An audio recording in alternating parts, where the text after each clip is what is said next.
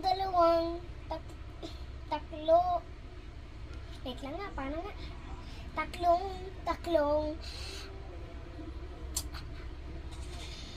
apat, lima, anim, pito, walo, siyam, 20, 11, 12, 13. Ganon ang bilang sa atin sa ibang school. Hindi yung classroom ni atin na sa signal yun, kaya bawal yung signal. Sa puso ko'y nadudugo, sumisipit ang dibdib ko, sumitang kikita tuyong kanang kasi tayo.